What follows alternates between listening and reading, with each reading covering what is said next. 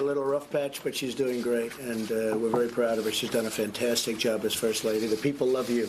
People of our country love you. Very impressive. President Trump defending Melania yesterday during their first public appearance together since the First Lady underwent minor surgery.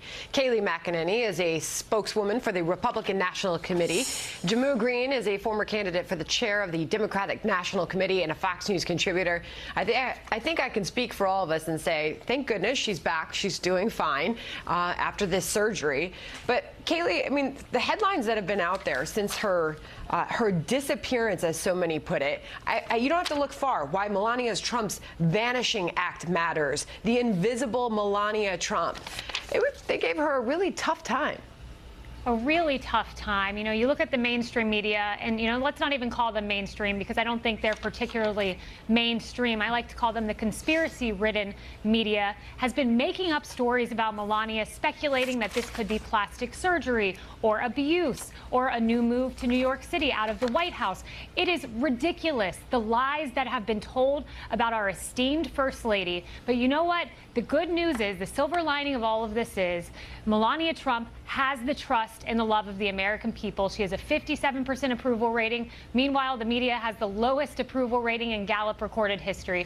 So the American people recognize injustice. Jehmu, the president took to Twitter to attack the fake news media, as he calls it, on this entire story. And he said the fake news media has been so unfair and vicious to my wife and our great First Lady, Melania. During her recovery from surgery, they reported everything from near death to facelift to left the White House and me for New York or Virginia to abuse. All fake. She is doing really well.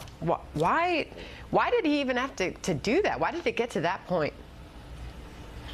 Well, I really wish it hadn't gotten to that point. I do agree with Kayleigh that Melania does have the love and trust of the American people. And so I do think that, one, there was genuine concern about her whereabouts. For example, my mom, who had that same kidney surgery, outpatient surgery, was very concerned with why she was in the hospital for so long.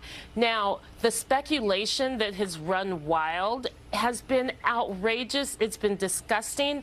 But I do think it is important to point to the president has a role to play in setting the tone when it comes to conspiracy theories.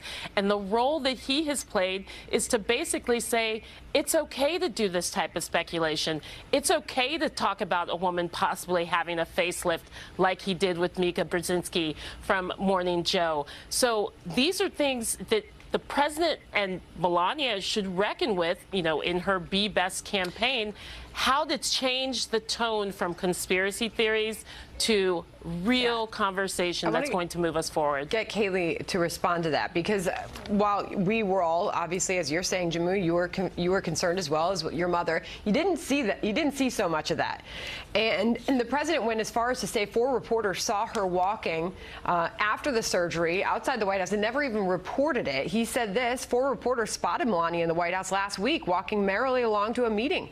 They never reported the sighting because it would hurt the sick narrative that she was living in a different part of the world, was really ill or whatever. Fake news is really bad.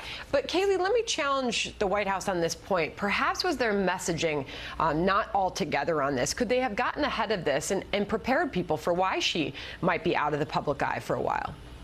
Look, I don't think they need to explain. She had a surgery. She was in the hospital for 5 days. That's a pretty big surgery, a long time to be in the hospital. She can take a few weeks off. I think it should be naturally assumed that someone's going to take some time away from the limelight after a surgery. But, you know, Jehmu, I believe, you know, you were genuinely concerned, and your mother, and I'm sure many others on the left were.